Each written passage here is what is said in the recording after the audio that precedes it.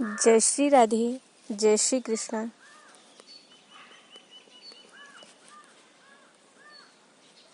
आइए भगवान श्री कृष्ण की एक छोटी सी लीला की कथा सुनाते हैं आप लोगों को। उनकी लीलाएं तो ऐसे हैं कि कुछ समझ में ही नहीं आए, परंतु आइए बड़े श्रद्धा पूर्वक से इस कथा को श्रवण करते हैं। एक समय की बात है जब भगवान श्री कृष्ण ने माखन चोरी थी। माखन चोरी की लीला कर रहे थे, माखन चुराया करते थे, सभी गोपिकाओं की मटकी फोड़ दिया करते थे। मार्ग से, रास्ते से वहाँ से निकले गोपिकाएं, और जब भगवान श्री कृष्ण वहीं पर रहे तो उन पर अपने ग्वाल बालों से भी कहकर और खुद अपने आप को भी एक पत्थर ले ले और सभी गोपिकाओं की मटकियों की ओर मार देते तो फूट जाती। और फिर बाद में क्या कहते कि मैं तो वहाँ पर था ही नहीं, मैं कहाँ से इनकी मटकी तोड़ा, ये सब झूठ बोलती हैं, ये सब झूठ बोलती हैं माँ, ये मुझे चिढ़ाती हैं, ये मुझे सताती हैं, इसलिए ये सब ऐसा बोलती हैं। तो माता यशोदा बोले कि तेरी बात तो जितनी सच है उतना मैं सब कुछ जानती हूँ। सारी गोपिकाएं जब जब भी श्री कृष्ण ऐसा ऐसा कार्य करते तो सारी गोपिकाएं आ जाती और माँ यशोदा से शिकायत करती। तो माँ यशोदा को अब शंका तो हो गई कि ये अवश्य चोरी किया होगा, अवश्य मटकी तोड़ा होगा।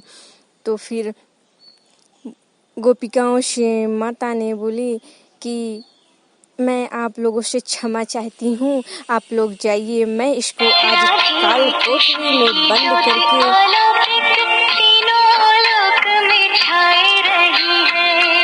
और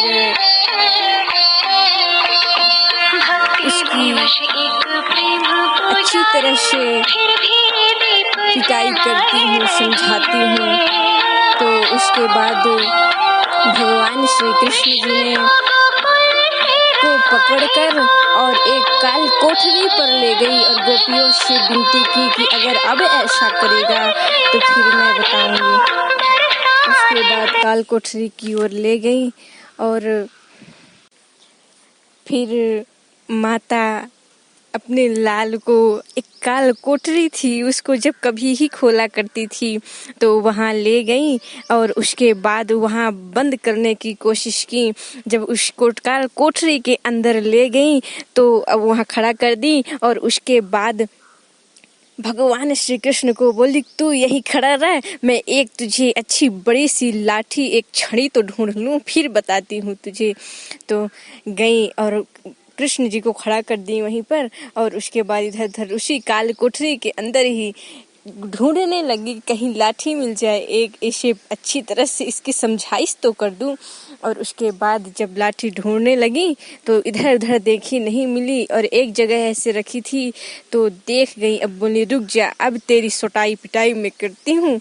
और उसके बाद जब भगवान श्री कृष्ण सोचे कि अब तो लाठी पा गई है, अब मेरे ऊपर चार्ज होगी ये लाठियाँ। तो उसके बाद भगवान श्री कृष्ण ने क्या कहा कि माँ मेरे ये पैर के ऊपर से एक सांप गया है। बोले क्या, तू क्या बोला, सांप गया है? हाय रे, मैं तुझे इस काल कोठरी में बंद कर रही थी, मैं कितनी अभागिन हूँ रे, मैं कितनी अभागिन हूँ, अपने लाल को मैं यहाँ बंद कर रही थी। माँ यशोदा रोने लगी और उसके बाद बोली, दरवाज़ा बंद कर दी थी और उसके बाद जब दरवाज़ा खोली तो बोली कि देखी तो सामने नाग देवता बैठे हुए थे। और उसके बाद माँ यशोदा सोची कि मैं जो डंडा ली थी, छड़ी ली थी, तो उसे से सोची कि मैं इसे मार दूंगी तो ये मर जाएगा। उसके बाद भगवान श्री कृष्ण भी सोचे कि कहीं ये इससे मारने न लगे, तो बोले कि माँ ये लाठी मुझे दे दे और तू यहाँ से चली जा। तो माता यशोदा क्या बोलती हैं कि लाल तू चला जा, पीछे चले जा, मैं इसको मारती हूँ, तू पीछे चला जा। तो भगवान श्री कृष्ण बोलते हैं कि नहीं माँ नहीं, तू पीछे चल, मैं इसे मारती हूँ, ये मुझे नहीं काटेगा, मारोगी तो ये काटेगा। इससे निवेदन करो, प्रार्थना करो कि हे नाग देवता तुम यहाँ से चले जाओ।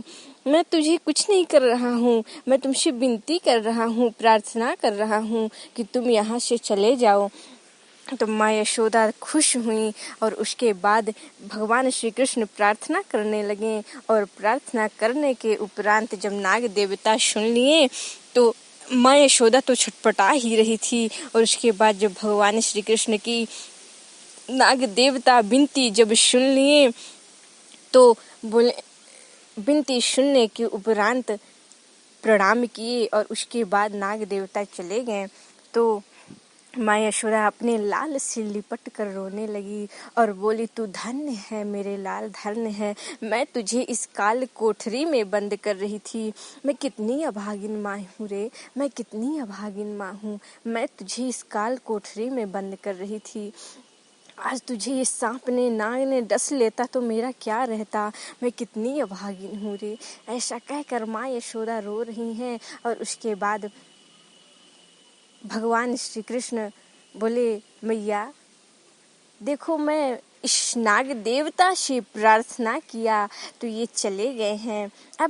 अब ये चले गए हैं, अब वापस नहीं आएंगे। अब डरने की कोई बात नहीं है मैया, अब चलो।